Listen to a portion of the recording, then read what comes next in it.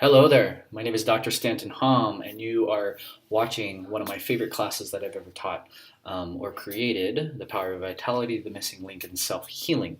I am the clinic director at the Future Generation Center for Healthy Families and Clinic of Chiropractic here in Bankers Hill, San Diego, and I'm so excited to be recording this. We teach this class monthly in our office. And it is always one of the most eye-opening. It's one of the most kind of jaw-dropping classes, and at the same time, one of the most simple. And so let's get started. Okay, so this is what we're going to talk about today. A little bit about my story, our story as a company, as a business, as a practice, as a figure in not only the health community of San Diego, but specifically in the prenatal and pediatric world in terms of chiropractic care.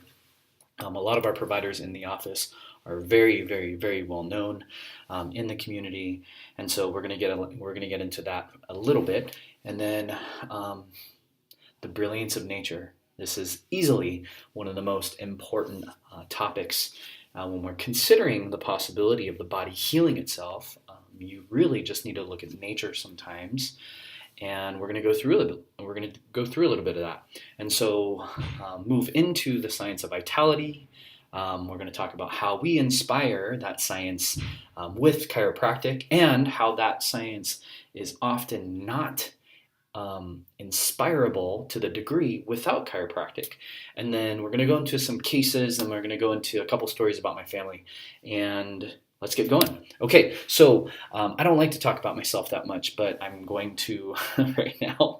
And I'm a graduate of West Point, United States Military Academy. I was pre-med at the time. There was about 20 of us vying for slots in the med school, and it was really interesting. I qualified for a pre-med internship at Walter Reed, and I got to scrub in. I got to see open heart surgery, brain surgery, orthopedic surgery, you name it, the best of military medicine I got to see. And it was really at that point where I decided that I actually did not want to go into medicine. And so ended up graduating with a Bachelor's of Science in Pre-Med, but also a minor in mechanical engineering, which is really interesting because a lot of chiropractors, especially the ones back in the pioneer times of chiropractic, actually were mechanical engineers as well. And so when you understand body mechanics and biomechanics, then it really starts to make sense. We're going to talk a lot about that today too. And so I went into the Army. I served in the United States Army Field Artillery, and I did 5 years in Fort Hood, Texas, with 1 year deployed in Iraq. And when I got out of the Army in 2005, I decided to move to San Diego. I moved in with my brother, who's a chiropractor in Encinitas, and I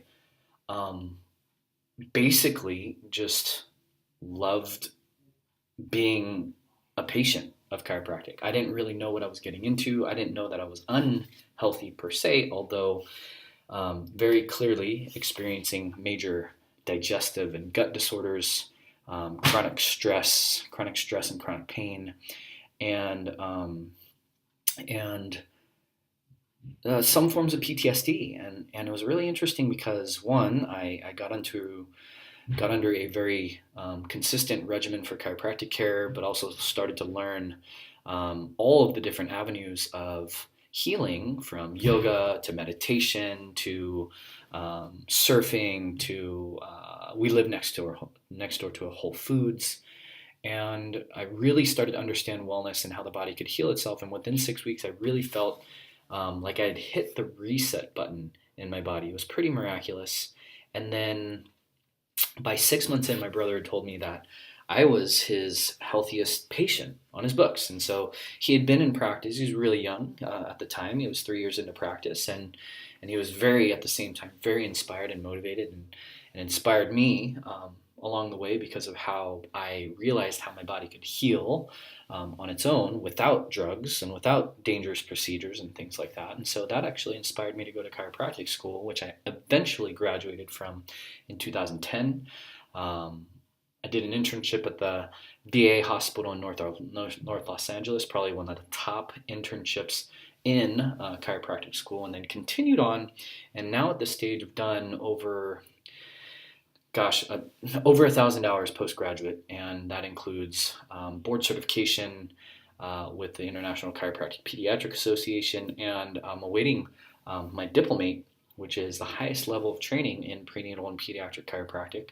And we consider ourselves in the county of San Diego easily the top clinical practice in San Diego, and probably in a bigger radius than just the county. And so also have a lot of training in something called functional neurology through the Carrick Institute.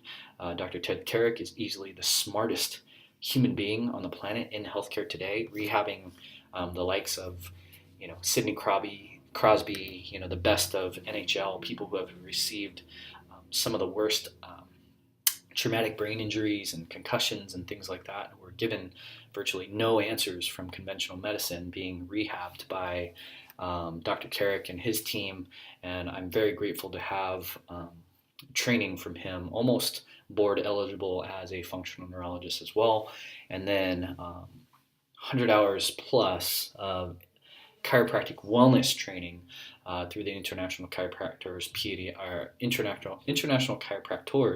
Association, which largely is one of the best trainings that I've ever done in the world of prevention. And so that's my basis. That's the last time that I'm going to talk about myself personally.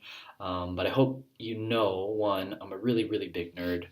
Two, I have an incredible heart for what I do. And three, based on my own healing and the healing that we witness and lead patients through literally on a daily basis from infancy all the way through grandparents, a conviction that really nobody could convince me that healing does not come from within. And so let's move on. Okay, this is where it gets fun. Okay, what is this cell? It's the only cell in the human body that can be seen with the naked eye. And a hint, I don't have any. Being a male, males don't have these in their bodies, but females do. This is an ovum. And so an ovum is the only cell large enough that can be seen by the naked eye. And so the reason why we talk about this is what sperm looks like in the absence of an egg.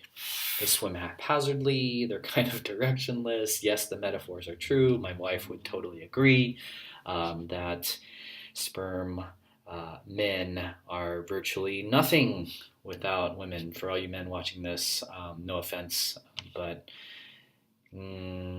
females have a smaller brain, but they have way more vast connections between the sides of the brain, and so they can integrate information better, and oftentimes maybe we can do more sometimes. Quantity, who knows? I don't even think we have that. Okay, anyways, sperm in the presence of an egg. Let's look at that.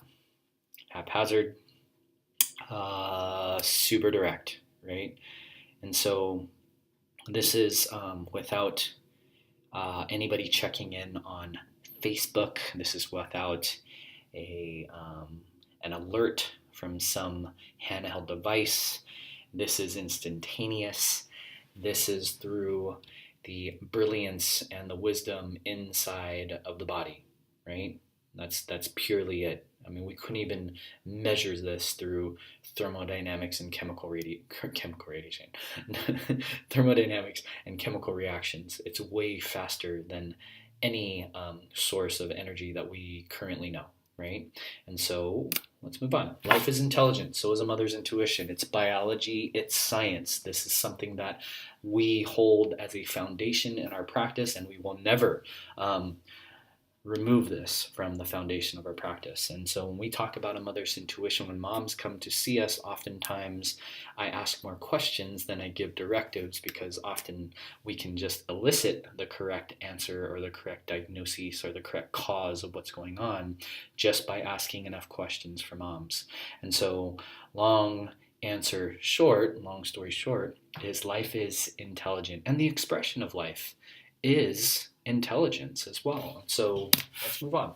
2 half cells, 280 days, 226 billion cells. And so this is something I'm also very humble to, is the fact that a male body does not do this, right? A male body does not do gestation. We don't take 2 half cells, a sperm and an egg, and then in about 9 months, a 26 billion cell being emerges. And not one, after hundreds of moms that we've interviewed over the past 9 years of practice, yeah, not one mom has said, hey, I consciously controlled growing my baby's liver today. Like this whole process of gestation is 100% part of this innate intelligence, this brilliance within, this natural phenomenon that is alive and well in the female body. But these types of brilliances exist in all of us. Otherwise, we would not be able to function, period. And so this is another key foundational starting point as well. Okay, and so we're going to go through the developmental stages and milestones of a neonate. Oh no, sorry, of a fetus. And the reason this is because an embryo and a fetus is because it's not because how do I say this? It's not because every single patient who comes to see us is a baby, and it's not because every single patient is a mom. It's because we have all been through this. There is no other way on the planet than this whole gestation process, right? It doesn't matter if it's fertility, fertility supported with a reproductive endocrinologist, or 100% natural. This is the gestational process that we all go through. And so at 3 weeks, look at what we see. We see brain lobes. We see, you can literally see that primitive spinal cord. And it's because the first system that actually develops in utero is the brain and spinal cord. This is like invariable. Nobody would be able to contradict this. And we don't have a heart, we don't have a lung, we don't have liver, we don't have any organ system until we have the foundation of the nervous system. And so, here we go. Okay, at 5 weeks, we start to notice that the appendages form, right? And then right down the middle there, you can start to see that primitive spine. And so what happens in this slide is that the nervous system develops. It's called the notochord. And when that neural tissue it starts to fold over on itself. And as it folds over on itself, it creates the primitive spine. And so that spine develops this early. And it's because, and we're going to get into this later, the delicate nature of the neural tissue it can't be overstated. And so we need a spine specifically for the protection of neural tissue. And so this is alive and well in a 5-week-old. It is alive and well in you, so long as you're a human being living on the planet. And so we're going to go through some of the primitive reflexes. Primitive reflexes are really, really important because they are primitive. They are not things that we have to learn. They are innately programmed in our bodies, and they program so that babies, all of us, are supposed to be able to sleep, poop, eat, function perfectly. I'll say that again. Sleep, poop, eat, function perfectly, aka normally, at birth. Okay, this is something that often is a little bit eye-opening for some of our patients because they don't realize that the things that we see common in infancy and neonates and babies, like colic, like reflux, like breastfeeding problems, like constipation, like all these things are not normal. They've been completely normalized by our brothers and sisters in the medical profession, but they are not. And so at 8 weeks in utero, babies develop this reflex right here. It's called the Moro reflex. If you have a baby, you will know that if you are putting them down on the changing table, if you're putting them in the car seat, if there's a loud noise, sometimes their arms go out and their body kind of straightens up and tightens, and it does so because it's a primitive reflex that actually helps babies survive. And so This reflex, when it's the picture on the left where the baby's extending out, that causes inhalation. It causes increase of stress hormones, adrenaline and cortisol. And then when babies contract on the right side, what happens is they actually start to exhale. So it jump starts the respiration of baby. Baby needs that, and it decreases all the stress hormones, the adrenaline and the cortisol. And so what it does, it's our main homeostatic reflex, meaning babies find their center, they find their home with this reflex. It often can make them cry because of the increase in adrenaline and those types of things. But largely, without this reflex, babies would not find their foundation neurologically. Okay, 12 weeks. 12 weeks they start to grasp. 12 weeks they actually do.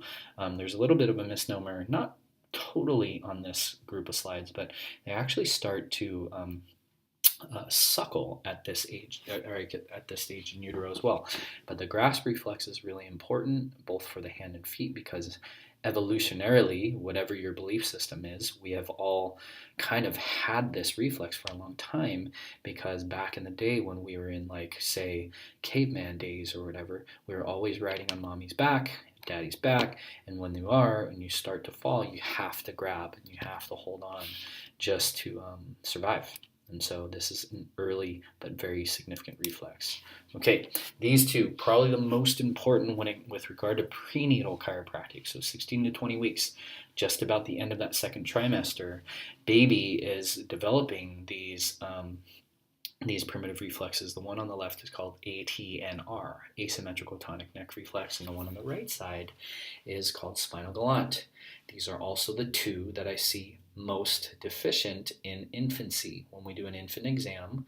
And so for all you mamas who are coming in for prenatal chiropractic care, this is one of the primary reflexes, or what I was going to say, for those of you mamas who are coming in for prenatal chiropractic care, this, by making your first appointment, keeping your first appointment, we offer our infant exam complimentary for every single mom who is in our books. And the reason is because when we have these reflexes, we are virtually the only practice that I know of from a medical perspective to a chiropractic perspective that will do a full infant exam to the degree that we do. And so these two reflexes are super important in utero. Number one, because they are both highly involved in helping baby find optimal position. This is very, very, very important. With a third of our pregnancies ending in cesarean delivery, we know with 100% certainty that the WHO recommends less than 10% globally. And so we're at 33%, even in a progressive county like San Diego, that outcome is often because babies can't find the best possible position in utero. And so these reflexes develop at 16 to 20 weeks, and they do so because when they perfect them, then by that last ultrasound, if you're having a baby in a hospital or if you're having a baby in a birth center, oftentimes there are required ultrasounds later stage, they should be in the best possible position, and these reflexes help with that. And in many cases, ensure that. And so 24 weeks, this is baby sucking its thumb. Why? Why does a baby suck its thumb, or why does a baby suckle, root, latch in utero? And it does so because of those same aspects. Babies don't just come into the world and they just figure out how to breastfeed. They'll actually suck their thumbs. They'll actually start the process of sucking and latching and rooting because they are 100% programming themselves to be in complete functionality at birth. And so babies will have nearly half of pregnancy to perfect this and all the other reflexes. And so when it comes time to delivery, intervention should be low. all aspects of health and healing in delivery should be low. And the reason is, or meaning all the interventions and the medical interventions and all those types of things, even delivery times and even comfort in labor and delivery should be actually really good. In most cases, not, I don't know, this is me, I will never have a baby, I will never birth a baby. And so I am humbled with the fact that I will never know from firsthand experience what it's like to deliver a baby. I know, like, I have been delivered, but the long answer short, or the short answer, long story short, is that this process should not be as traumatic as it is commonly.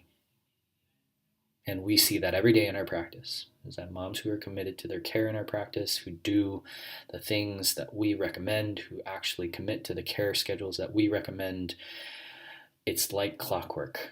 We can literally put all of our outcomes, our birth outcomes with all of our patients out on a board, and we could literally talk about how many of the recommendations and requirements did they do in terms of the lifestyle changes, and how committed were they to their care schedule. And when patients commit, the results are just a likely outcome. Okay, we're going to get more into that too. Okay, so the brain and spinal cord run the show. Every aspect of your body is run by this central computer control center. And so when we get into it, we'll stop here real quick. The science of vitality.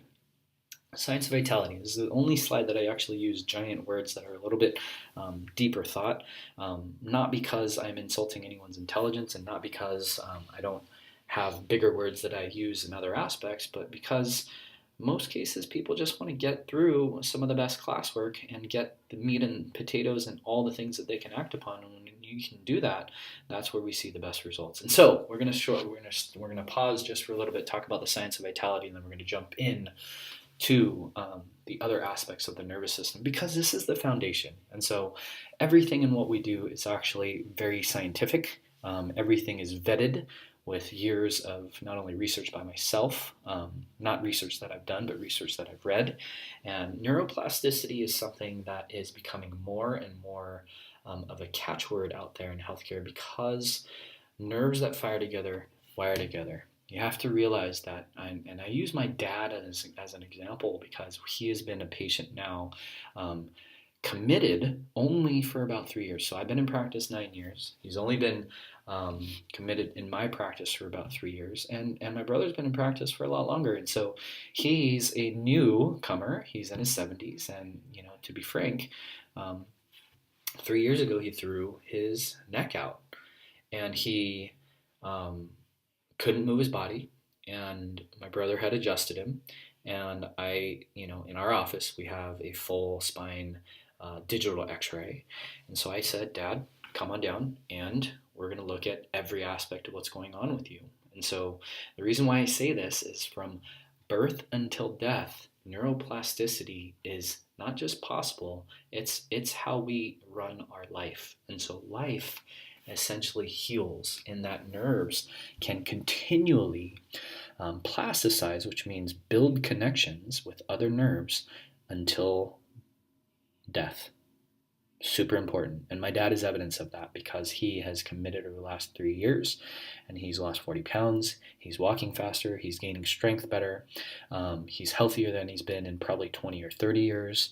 And I believe that to be one of the most uplifting things that I've experienced in my practice over the last few years. And so neuroplasticity is the science of learning. And when you're able to learn new things, you're able to get new results. Okay, epigenetics, another big word. Everybody knows about genetics.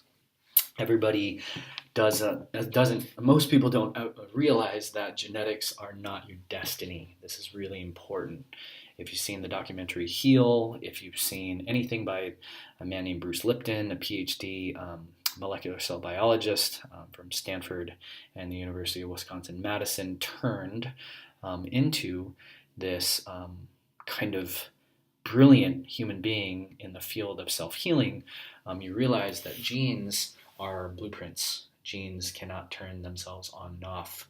Genes are all they are identical in all cells of your body. So think about that. Hair cells, skin cells, eye cells, muscle cells, heart cells, they all have the same genes. When you do not when you do, unless you are a stem cell biologist, when people do stem cell research, when they need a heart medium, when they need heart tissue, they put stem cells, undifferentiated cells in heart medium so that it grows heart tissue, right? If you need muscle tissue, you put stem cells in muscle medium and it grows muscle cells. And so this is so important in that the environment that your cells, aka your tissue, aka your organs, aka your systems, aka your whole body, the environment that you are in will literally code and express and turn on or off genes in a very specific way as the demand of the environment is.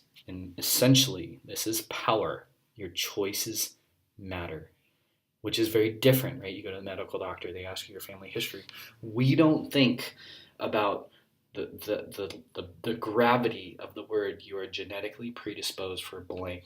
When you're genetically predisposed for any condition, your doctor's kind of telling you that you're just destined for problems, right? You're genetically made for problems versus the brilliance inside you can heal anything, right? Those are two kind of contradictory statements, and we subscribe to the latter. I'm sure you understand that. Epigenetics is one of the most cutting edge sciences of today. Actually, it's been around for about 40 years, but basically, when your choices matter, you have power. Okay? All right, so we're going to move on to the 4 rule of health. I apologize for that misspelling. The 4 rule of health. I feel like my mom. Okay, do I have another slide on this? I don't. Okay, so we're going to go through the 4 rules of health. If you have already been through your reported findings, you have heard this. If you've already been through your consult, you have heard this. If you have not, and this is the first time, this is the most, if you remember anything out of this whole class, these 4 rules are easily the most important. Okay, number 1, the body is self-healing and self-regulating, self-maintaining and self-adapting. It responds to its environment in amazing ways. Most of us just have terrible environments. And so it's so amazing that every 4 weeks you get a new liver. Every 5 days you get a new stomach lining, and then every 11 days you get new taste buds. And so the body, you don't have to consciously regrow your stomach, but literally in 5 days, those stomach cells will regenerate and build totally new ones, right? Actually we talked about earlier, the 2 half cells, female body, 9 months, 26 billion cell being. And so in our world, that whole wisdom is part of a natural cycle that is a part of all forms of life. Okay, rule number 2 is that the brain and spinal cord run the show in human beings and in all vertebrate species. All species of animals that have a spine and have a nervous system, it is run by the nervous system. And so the nervous system is easily the most critical and foundational system in all of the body. Rule number 3 is that system can be interfered with. When that system is interfered with, the body makes up the output. And it's never as good as it should be, meaning you have an interference in your spine, you have a subluxation pattern, which we're going to go into next, you have a misalignment in your spine, it's going to put pressure and cause interference in the spinal cord itself or in some of the spinal nerves, and when it does, the ability for the brain to communicate to the body and the body to communicate to the brain is 100% interfered with, okay? Rule number 4 is that doctors of chiropractic, in our most basic and fundamental sense, this is essentially since 1895, since our inception, our goal and our primary mission is to find, locate, and correct these interference patterns. And when we do, we restore the body's innate ability to self-heal. Okay, rule number 1, body self-healing, self-regulating. Number 2, the nervous system runs the show. Number 3, that system can be interfered with. And number 4 is that we, as doctors of chiropractic, restore normal function by removing and correcting interferences in the nervous system. Okay, I'm going to grab a sip of water. Read this slide.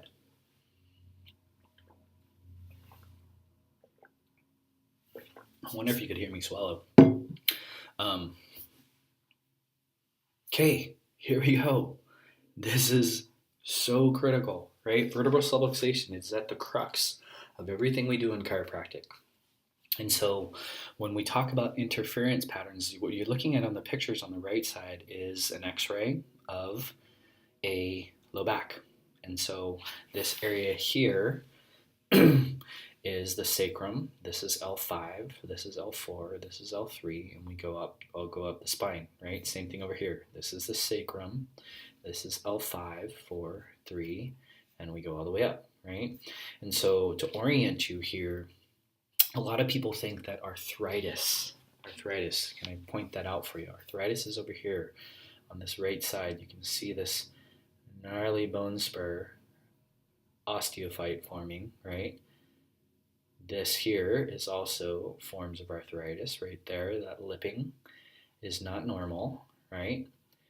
And people think, like most people, like if I were to ask you, what causes arthritis? Most people say, oh, getting old, right? And so on the bottom here, it says this is not part of the aging process, because this slide and this picture and this question fundamentally that I'm about to ask you is so crucial in understanding degenerative challenges in the spine, okay, and arthritis. And so if this was purely a form of aging in the body, then the question is this region of the spine here, right, this L5 S1 disc, how old do you think that is? And most people say, 50, 60 years old, things like that. And then the next question is how old do you think this one is? Right? And it doesn't take a rocket science to know that these two regions are in the same body, in the same person, and are the same age. And so when we think about vertebral subluxation, we think about these misalignments in the spine, they are the precursor. Alignment and mobility problems in the spine are the inevitable precursor of degenerative change, right? And so when we look at the spine, you can actually see, look at this boxy vertebrae, you look at the size of this disc up here, you can see the size of this one down here, you can see how oblique that starts to be, then that one gets smaller, there's a little anterior slipping right there, then you get lower and you're like, holy cow, like there's so much compression down here. And then these holes right here are called intervertebral foramen. And if you look on these models over here, like this is where the nerve comes out. And when you look at an X-ray, when we go over yours, if you're if you're over the age of now 5, and I'm going to explain to you why we X-ray so early. We do not X-ray pregnant patients. We do not X-ray children under 5. This hole, that hole, and that hole are all the holes where the nerves leave the spinal cord and control your body. And so imagine the nerve coming out of this one, pretty free flowing, versus this one here. There's some compression in there. You can see there's a little bit of an osteophyte moving in there. And you look at this one, you're like, wow, like we don't even see where that vertebrae or where that spinal nerve is supposed to exit the spine. Right? So that L5S1 nerve is going to be really, really, really interfered with. Okay, so why is that important? Literally, this is a really important question. How many of you have had a health issue or problem for more than 3 hours? Okay, most people don't realize this, but this is a study out of University of Colorado Boulder, and the weight of a dime on the back of your hand is enough to reduce the pressure, the weight of a dime on the back of your hand is enough pressure to make a nerve malfunction by 60%. And so the axoplasmic flow of that nerve's ability to communicate by the weight of a dime, literally 45 millimeters of mercury of pressure, is enough to reduce the function of that nerve by 60% after 3 minutes. After 3 hours, this nerve begins to degenerate. This is a problem, right? Because if you've had, most of us have had those health issues or those physical problems where you're like, hey, my back hurts, and then 3 hours later it doesn't hurt anymore. A lot of times it's because, one, the ability for that nerve to communicate about that pain reduces, but then after a while that nerve actually starts to degenerate. And so neurodegeneration is easily the foundational problem to a lot of issues in healthcare today. Okay. All right. Chiropractic and medicine are not, let's see, how do I say this? It is not a issue of science versus pseudoscience, right? It's literally an effect, or it's a function of philosophy, and I'm gonna use this slide to kind of talk about that. In that, basically, it's about causes and effects, and so when we kind of use a story sometimes, and so when we go through, let's talk about okay, when we go through the example I use often is this: when say you and your family go out to sushi, right? Go out to sushi, and um, you're maybe 2/3 through the meal, tummy starts to grumble a little bit. You feel that kind of funny taste in your mouth, starting to salivate, and you're just like, oh my gosh, maybe I ate something bad, right?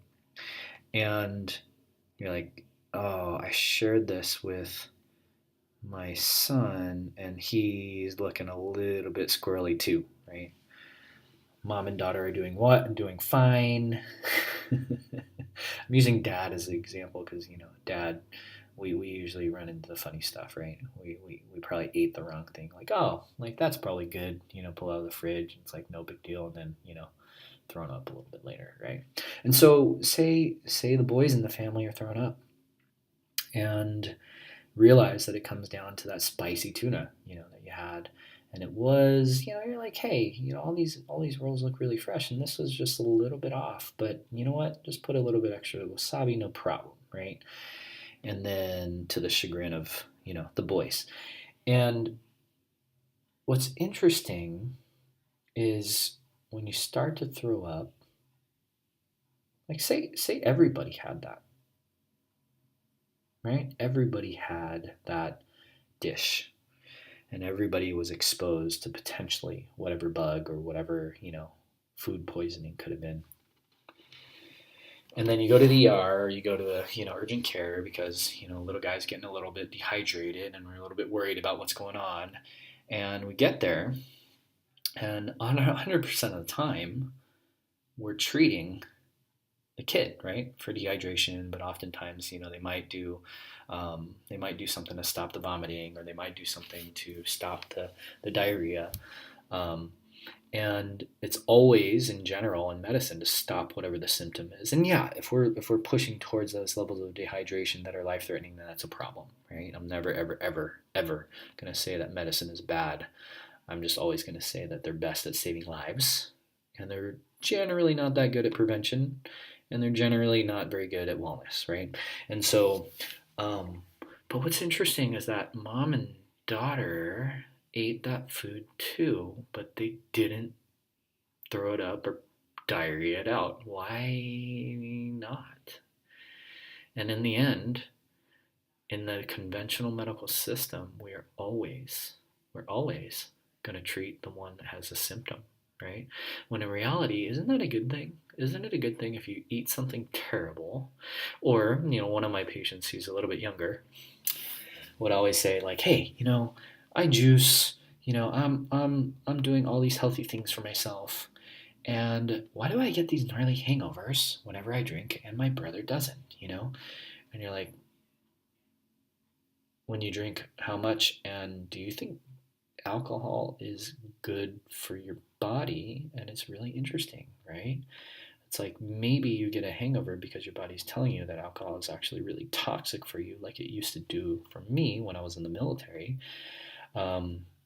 And so in the end, it's about effects versus causes, in that in medicine, they're always, always, always going to treat the effects. Whereas for us, we're going to look at that family and we're going to say, hey, like, that's really interesting. You all eat the same food. You all eat the pathogen or whatever their problem was. Why did one of you or two of you get sick, and why did two of you not? And we're always going to be interested in that internal intelligence inside of the body that's saying, hey, we're going to get rid of this because it's absolutely toxic for us. And then for some people, it doesn't. And maybe that's a bad thing because we actually let some bug like pervade all the way through, deep through our intestinal tract, maybe cross over a blood-brain barrier, and then we have this weird infection going on that leads to symptomology, say months later, maybe a year later, right? And so in our world, we're always going to get curious and look for the cause, versus the conventional medical world is nearly solely focused on symptoms and effects, right? And so it's not really a matter of science. It's really just a matter of philosophy and perspective. And in our world, when we're dealing with health and wellness, you want to be causal focused. You have to be causal focused. You can never get to true health and wellness by treating symptoms only. I'm going to say that again. You will never ever get to the optimal levels of true health and wellness if you only treat symptoms. And this is both medicinally, with synthetic drugs or surgical procedures and conventional medicine, and with natural medicines. If you don't get to the root cause, you'll never experience the optimal levels of health that your body was actually made for. Okay, let's get into some bones. This is awesome. This is one of my favorite parts. We'll get into the normal cervical x-ray. This curve is a curve we are not generally born with. If you see this curve on the left side right here, this yellow line right there, right? And those arrows are pointing at one, the vertebrae, and two, the discs, right? A normal forward curve, smooth, regular vertebrae, and the disc spaces are big and equal. This is not how we were born, but it is a part of our design. By the first 3 months of life, when babies generally start to hold their heads up more efficiently and do not require extensive stability, we know this curve is actually starting to develop. Okay, this is what we call phase 1 degeneration. If you've already done your report of findings, you have the sheet that lays out phase by phase, and this is what we see. We see this curve over here where we've lost that normal curvature, right? That C curve that was here is now starting to move forward. When it moves forward like that, it's a loss of normal curve. We see changes in the actual disc height, specifically at that C2-3 region, at that C4-5 region, at the C5-6 region.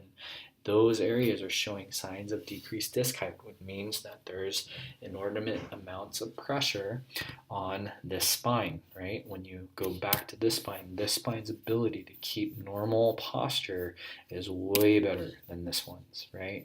And we see this how early? We see this as early as 5 years old, and this is why we shoot films at 5 years old.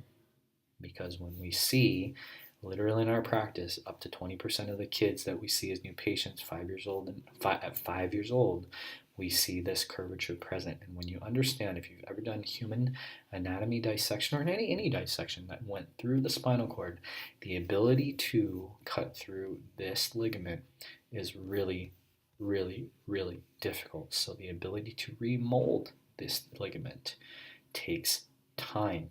And so we're going to talk, a lot about the causes when we get through later on, but this is phase 1 degeneration, okay? This is phase 2. Phase 2 is when we see visible disc degeneration, we see destruction of bone, we see bone spur, osteophyte formation, present and disrupting normal. That's this right here. This is what I had actually after I got out of the Army at 26 years old. We are actually starting to see the beginning stages of this formation, these bone spur formations. We are starting to see as early as, well, I will say that I have my youngest patient in the history of my practice come in with this at 11 years old. Okay, this is a problem, probably one of the biggest public health problems known to man, because how many spines do we get in our lifetime? we get one, right? And every day I ask my patients, did you do your exercises? And they say no.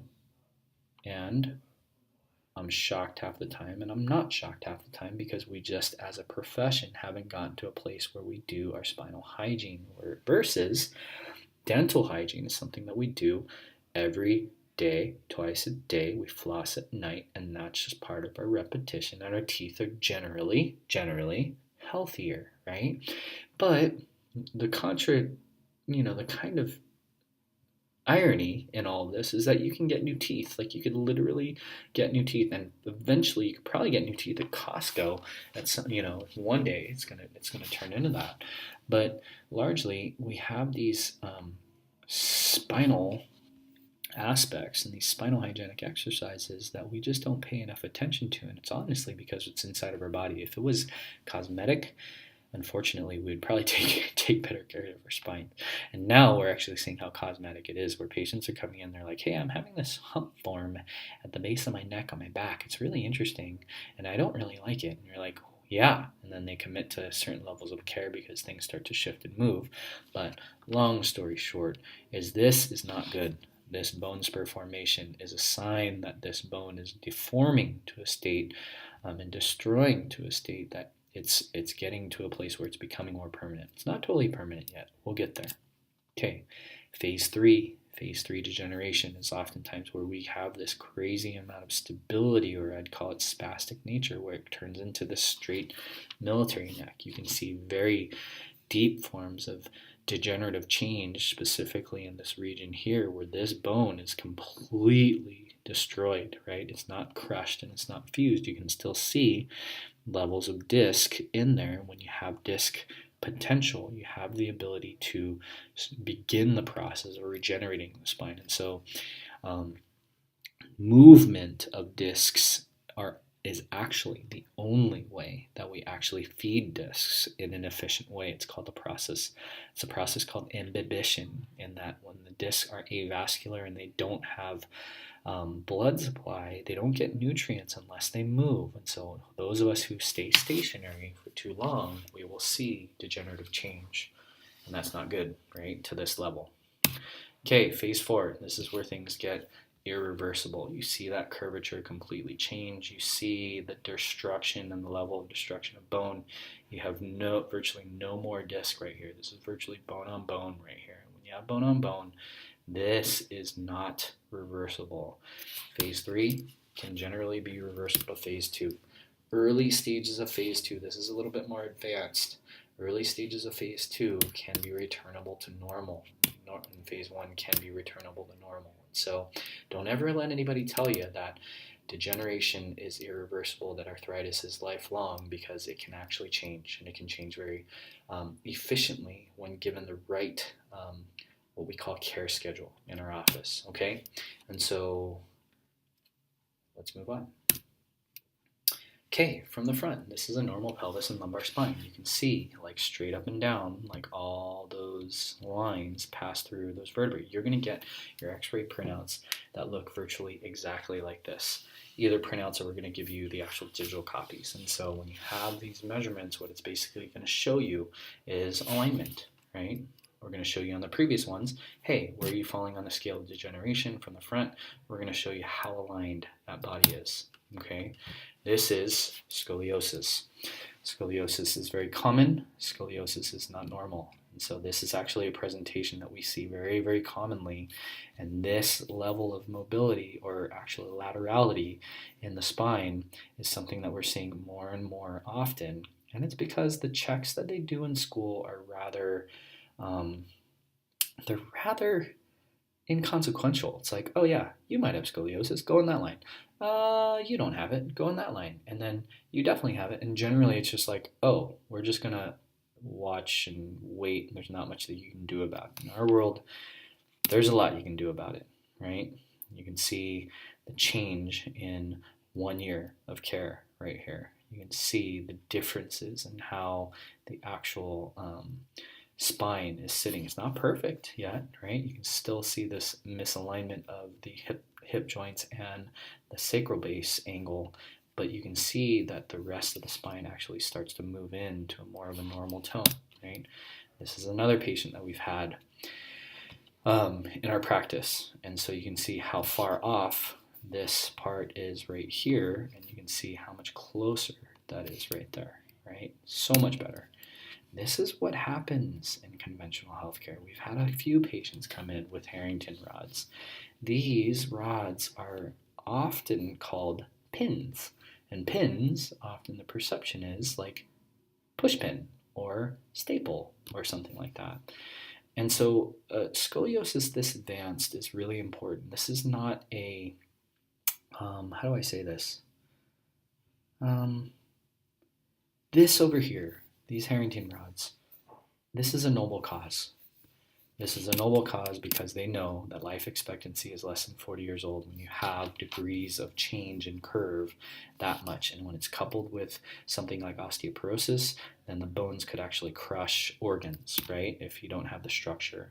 And so when we look at something like this, I want you to look at the actual gravity of these rods, right? Number one, they're titanium. Number two, like if you look at these here, these are straight up Home Depot bolts. Obviously, this is not Home Depot, but most people don't realize. They think pins in my spine, and they think it's just something like a tack or something like that.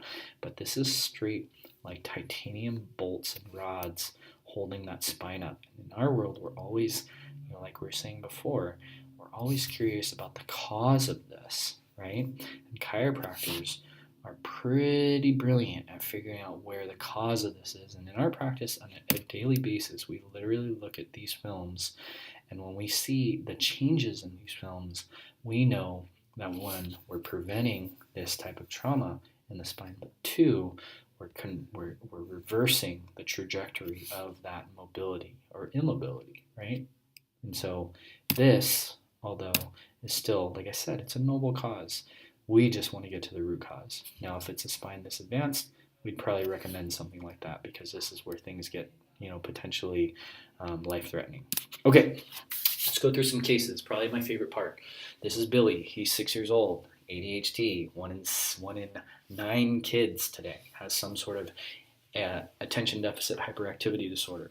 This kiddo had some learning issues with focus and specifically reading. He was fighting in school a lot, and they labeled him oppositional. They didn't quite diagnose him with ODD. They just said that he was extremely oppositional. And so when he came into my office, he had a he loved to draw pictures, and the first pictures that I actually still have in some of our records are pictures of soldiers like stabbing themselves and bleeding and blood and violence.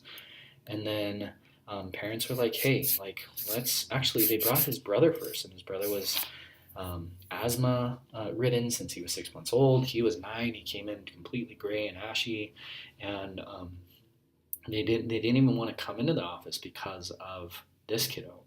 And when I saw just kind of what he was drawing, and I asked a couple questions, they were like, oh, wow, he needs care too. And so look at this scan on the left. This is measuring the muscle function with him just sitting still in my office. And so if you look at this area right up at C1, this area is actually the only area that's normal. On this scan, clear is normal. Green is mild, blue is moderate, red is severe, black is when things are so far off the charts.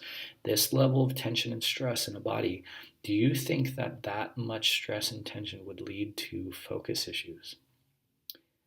Like, do you think that this kiddo would be uncomfortable and might be oppositional? Right? It becomes really important because this is what's possible. 7 months of care.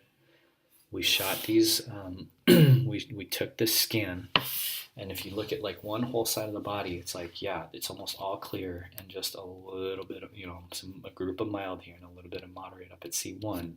And if you look at this one over here, it's like, holy cow, like difference, night and day. One kid to the other. And then the label changes, right? He's creative.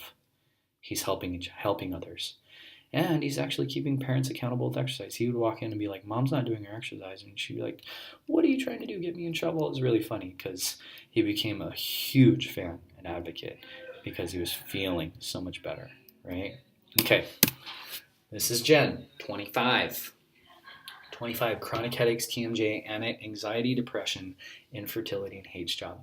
I use this example because this is actually probably the most common presentation, whether it's pre-kiddos or post-kiddos, that I see from a demographic perspective. About 2/3 of our practice is women, and the, the gravity of some of the health challenges that women face are astronomical, and there's so many reasons for it that we could go into in depth in different classes and probably write a thesis on it. But long story short is this presentation is not okay, and it's something that usually with the headaches and the migraines they usually just throw methotrexate at you. With TMJ they really don't do anything for you. With the anxiety and depression they usually do SSRIs and anxiety medications. And fertility usually on the grandest case that we've had in our practice is patients that had undergone fertility treatments for over 4 years and had invested over $250,000 in fertility. And then hating jobs, I'd say that's probably 80% of the population today, right? And what's interesting is all of these things are deeply, deeply related, and most people don't realize that. They usually see one person for their headaches. They see, a TMJ specialist. They see their, psychiatrist for anxiety and depression, and for, fertility, a reproductive endocrinologist, and for hating jobs, they just, kind of just binge watch on Netflix or something like that, right? No offense if you do. I my wife just sent us through Mad Men for, it was a pretty record pace. I couldn't keep up. I only watched maybe like 10% of it, but she crushed it. And so long story short is this demographic too common, right? And if you look at the scans on the left, like upper cervical problems over here, you have an area that's actually yellow, which means that the nerves aren't actually communicating virtually at all. This region right here is where we see so much of that severe patterning. And then down here, when we see the bottoms of the spine and the tops of the spine interfered in a severe way, we know that we're going to see a chronic fight or flight pattern. And that fight or flight pattern is the fundamental physiology for virtually all of these things on the right side. Okay, 5 months later, she had a birthday. Still has her upper cervical. Still has her her sacral challenge down here. So that sympathetic system has not figured things out yet totally. However, symptomatically, resolution, headaches and TMJ. Periods came back. She had not had a period in over 3 years at all. And then her previous normal one was when she first started menstruating around 13. And then she got a new job and her hormones and mine totally normalized. She started to have the conversation with her doctor about getting off of SSRIs and her anti-anxiety meds. And the new job was a huge part of that too. And so this is one of the questions that I often have for my patients is, what do you think? Do you think we're done yet? Like, are we finished? We're 5 months in, are we finished? And most patients realize that we're not, right? And so let's move on to Chandler. I am a friend of fans. No, I'm a fan of friends. And Chandler is not this patient's real name, but he is one of my favorite patients altogether. 61 years old. I love talking about patients that are pushing that elderly Medicare age, because oftentimes we don't realize, like, we see so many babies, we see so many kids, and I could talk for days about the cases that we've seen with kiddos. But I talk about adults and these elderly patients because if they can heal, so can your baby. It's 100% certainty in my world. When given the right amount of time, and the commitment, anybody can heal from most conditions, right? We've even had some patients come, literally go through our practice and actually get cancer remission, and not because of only chiropractic, but because when given the time and given the right regimen of things, the body can do amazing things with healing. Okay, bone-on-bone hip arthritis, metabolic syndrome, all these different challenges, 14 medications. This gentleman was 39 years in the Air Force Fire Department, one of my favorite patients of all time. You can see all that severe patterning, that upper cervical and sacral subluxation pattern, a chronic fight or flight. And he actually came to me because he didn't want to get cut. He did not want surgery. And this is where he got. I love showing his scans, because his scans after a year, this is brilliant. To have just one moderate area, this is amazing. Hip soreness, 40 pounds weight loss in a year, 0 medications, and the miracle. And so at this stage in our practice, he's actually lost about 105 pounds, which is amazing. But the miracle is actually something quite different in that this guy had erectile dysfunction. He didn't want to tell me that right away. And he had taken so many different medications. He had had so many different people trying to fix that one thing. And then what we did at that time when he finally told me, because he didn't tell me at first, he said, you know what, it's probably about 60% better. And he didn't even tell me about it, right?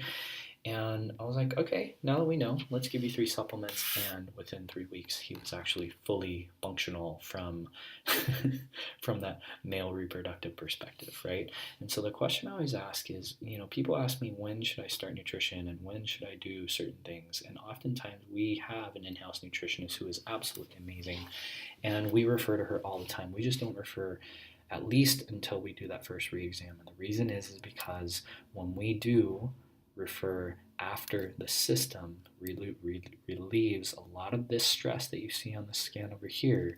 When this scan is over here, do you know, or what do you think? Do you think it would better be able to receive and use nutritional supplements? I'll tell you, this guy had 14 medications, but he had probably about 30 different supplements that he was taking. And here he was on no supplements until he told me what was going on. And then, literally 3 supplements later, and his body actually started to function perfectly. And so, okay, so the adjustment, and that's something is out of some of the oldest chiropractic textbooks that exist. And that something was that the adjustment is so much more than just moving bones, right? A lot of times people will say, oh yeah, I go to the chiropractor to just crack my back and I feel so much better. And the subtext in this slide says, we don't hang our hats on the miracle, but we expect them. In that the adjustment and the movement of the spine in an artful way to create better balance and better structural integrity, better neurological integrity and function, always comes with it a depth of change in not only a patient's health, but totally down to the physiological and biological level. In that every day in our practice we see these miraculous changes in our patients that honestly doesn't exist outside. And it's crazy because the more that I study chiropractic, which is a lifelong journey and a really, really deep love for me, the more I know that the paradigm of which, one, this class provides, but two, you're steeped in an office like ours, is transformational. And it's transformational for so many of our patients who are just looking for a different option. They're kind of at their wits' ends, and they notice that the answers that they're getting aren't fully the transparent ones that they're looking for. And when they come into our practice, even if they've come from other chiropractic offices, sometimes they're like, hey, my last chiropractor didn't do this. Hey, my last chiropractor didn't tell me about this. Like, we do things and we express things and we frame the whole perceptual experience of our care in our office in such a way that it changes the outcome every single time. And so we don't hang our hats on the miracle, meaning like we're not just out there trying to find the right adjustment for that worst condition, but we do see that. We do see that all the time, and we never guarantee it. We'll never say that everything, all of our stage 3 cancer patients only need an adjustment at their neck and all of a sudden they're all going to heal. That's not in any capacity. Chiropractic was never meant to be a therapy or a treatment, but what it does do is bring balance and healing to the system in a unique way that something is so many beautiful things. It's inspiration, it's peace of mind, it's good sleep, it's amazing digestion, it's the ability to actually know that you can keep and hold present time consciousness with your family and those types of things. And so for us, when we say the adjustment and that something, it is about the results that we get in our practice, but it's also about the deeper, like all those cases that we showed you. Yes, those scans are beautiful and those outcomes are amazing, but how that resonates in a patient's life and then reverberates out in their entire circle is what we call that something. And we're always conscious of that with every single one of our patients. And so um, we are what we repeatedly do. Excellence then is not an act but a habit. I put this slide in here because basically all we're trying to say is that when you come to a practice like ours, well, I'll put it this way. I've been in so many chiropractic practices in San Diego, and I have worked in, I think, 5 now, 6 now. And what I know is that there's 2 major brands of chiropractic. One is like, oh, we're just going to take care of your pain, mostly back pain, neck pain, headaches, and we're going to bill you insurance. And we're going to, every time you come, we're going to do all these different therapies. And a lot of times you come out of it and you're like, holy cow, I've been there for an hour and it was like, I did all these things, right? And there's another brand of chiropractic that is often very high paced. Sometimes patients will say, I went to this other office and I felt like it was a little bit of a cattle call, and there isn't really a lot of time for connection and things like that. And I would say we kind of do actually, I would say that we don't do either of those. In that in our office, we do run very efficiently, but we measure everything. Everything that you watched that you will watch, if you haven't done our onboarding process, explains exactly what we do. But when we say eat well, move well, and think well, what this is basically saying is that when you come to our practice, all of those are going to change in a positive direction. We don't like blanket make you go into a 28-day cleanse where you're not eating any food at all, like right away or anything like that. But those types of interventions become an option at some point because patients are looking to change their health at a greater level consistently by the time they start and understand what's possible with their health. And so excellence is a value of ours in the practice. And for us, it's based upon the habits that you actually live by in your life. And so for us, this slide is here only to let you know that yes, we are a chiropractic practice. Yes, we do primarily adjustments, but every patient in their experience in our practice is going to make some major shifts in the way that they navigate healthful or not healthful decisions. And so, okay, these are my grandparents, and I have 2 slides here with some family members, and I put them on there because family is one of the highest values that I hold in my life. My wife is, to the time of this recording, is 20 weeks pregnant, and I can't tell you how excited and totally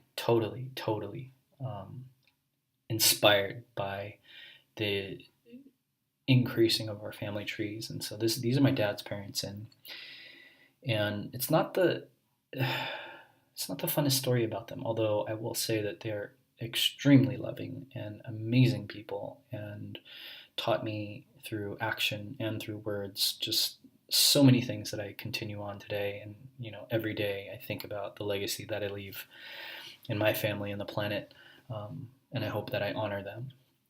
But when they were leading towards the end of their life, my grandfather, he passed away when I was at the National Training Center in the Army. I heard it on the radio. It was rather traumatic because, I understood that,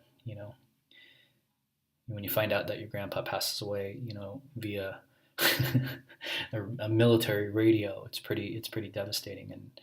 And he died of all things that we now know from a very clear level are preventable. And my grandmother actually passed away just after I finished chiropractic school, and I remember very viscerally the experience of being with her in a rehab home in LA, and she had suffered a stroke, and she was just not as conscious as you would love your grandmother to be on her deathbed.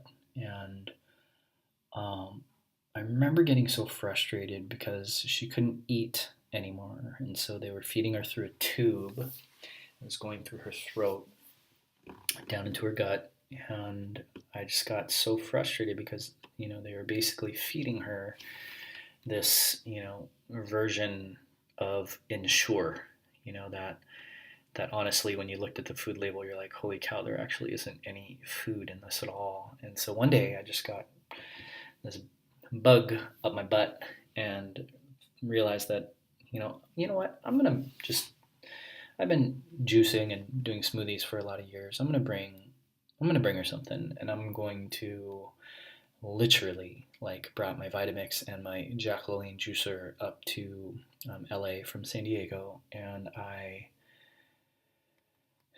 walk in, and my aunt's like, "Oh, thank you for bringing this because, I was looking for something healthy. I've been stuck here for a long time." And you know, she was really really excited. And then the nurse was like, and I kind of replied to my aunt, and I just said, "Hey, I'm actually gonna make something for Grandma," and she's like got a little bit hesitant or a little bit worried. And then the nurse looked at me and was like, "You're not feeding your grandma that." And I was like, "Well, why not?" And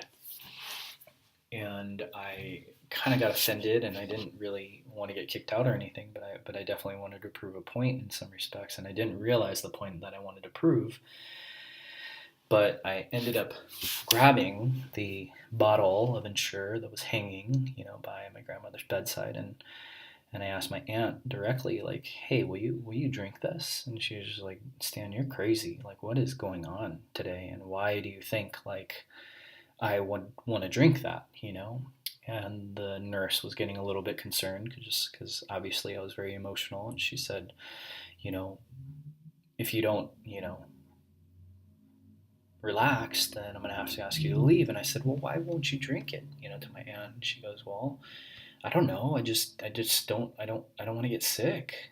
And and that's what the nurse said. She said, "Sir, like if she drinks that, like she's gonna be like really really sick." And I looked at the nurse and I looked at my aunt and I said, "Then why would you feed something like that to a dying person?" And what I didn't realize at the time was that I was highlighting a very significant point that a lot of times in the medical system they don't recognize, and that they provide things for people who, if you provided them to healthy people, would make them sick or hurt them or maybe even kill them. And in our world, in the practice that we have thrived in in the office that we've thrived in for the last 4 years, and then in our 9 years of practice, like everything that we do is going to be healthy for every single person on the planet, and that's actually how you heal optimally from the inside out. And so for me, that actually led a big part of the fuel that I use on a daily basis to drive this principle home, in that when you're looking at healthy things and you're looking at things to do in your life, it's not always about the one thing that is going to change everything, that one magic bullet that we're all focused on finding, that science is looking for, that's going to change everything and save everyone with this blank disease. What it really often comes down to is the habits that you can continually do with excellence on a daily basis that consistently change the trajectory of your health to a point where you have vibrancy that sustains virtually not just for you and your life, but for your whole family and the generations that follow. We know through our research and through the research of epigenetics that the generations choices we make today echo into the future, sometimes 13 generations. And unhealthy, but at the same time, unhealthy challenges can change the way genes express in one lifetime, right? So my grandparents, I inherited their genes, but they can change virtually in one lifetime. And so that's why I have this next slide of my niece and nephew. This is a few years old, but they're amazing. They're a gift, and they are brought into this planet. I think I told the story about my brother being a chiropractor. He's their dad, and their mom is super into a lot of like healthy habits and perspectives and things like that too. And so these kids, as they navigate the planet and the world, like they really already know things like good farming habits. They already know that their nervous systems need to be absolutely clear in order to function optimally. They know that their mindset is absolutely something that, one, they can control, but two, that causes, sometimes tummy aches or sometimes them to get sick often and things like that.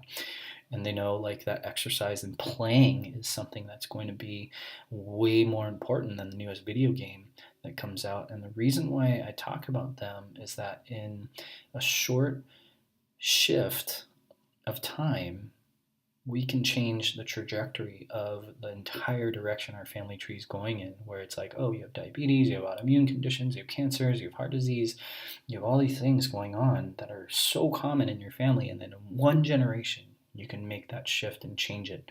And that's what we love doing every day in our practice, knowing that when people come into our practice, we know that eventually their family is going to see us. And when their family sees us, we know that we're not only just healing that one person that found us, but we're healing the entire tree of their family that changes the course of not only their life, that eventually reverberates out to their entire community. We have some churches that have so many families that are part of our practice because they know that when one person heals, that's a big deal.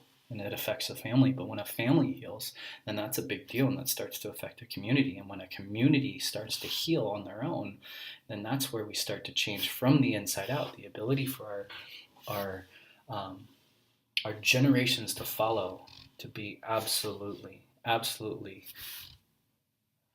marinated in this philosophy of healing that is absolutely in our power.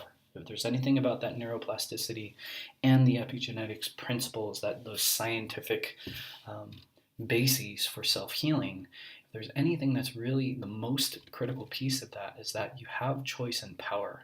And when you have choice and power, you have sovereignty to make as amazing of changes as you want to and can dream of in your health if given the right opportunity. And that's what we love to do in our practice. And so what do you get from this new patient experience? Basically, this is it, right? Like, we valued every single step of the way. We didn't even do like the onboarding videos and things like that, which were also an investment of time, energy, and money and talent. And basically when it comes down to it, it's about $1,200 worth of stuff that we've offered to our patients that, when we come down to it, this is basically what we charge as a result of you watching this video.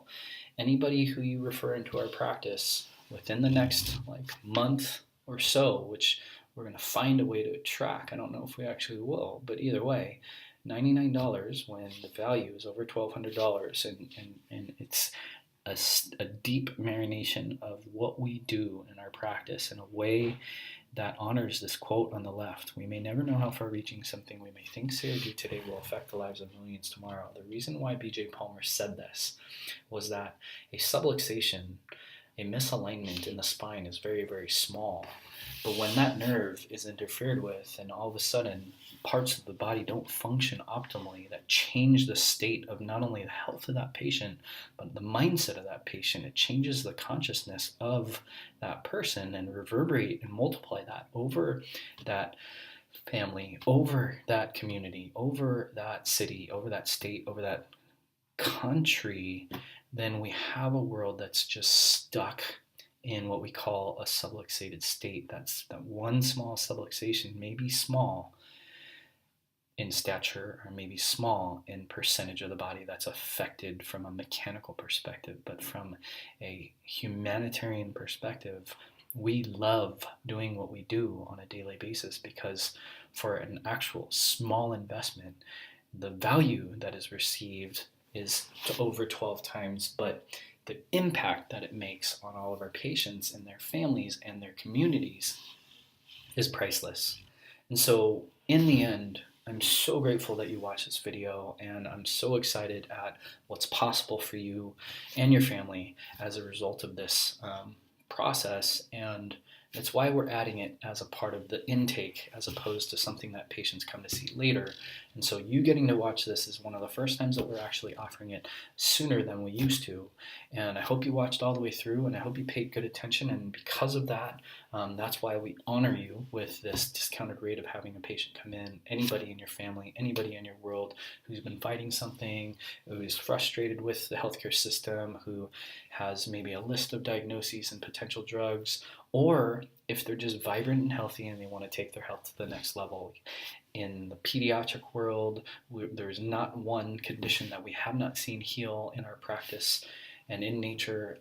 In the pregnancy and prenatal world and the postpartum world, the common things that occur in pregnancy and postpartum just don't really happen in our practice. And so we see birth outcomes change, time in labor improve, comfort in pregnancy change, number of interventions go down significantly, postpartum healing and postpartum depression and all those types of things just have a completely different outcome as a result of being a part of our practice and committing to a new way of not only thinking but a way of life and how you actually navigate healthcare. And so thank you so much from the bottom of my heart. I'm so grateful that you got it through this far.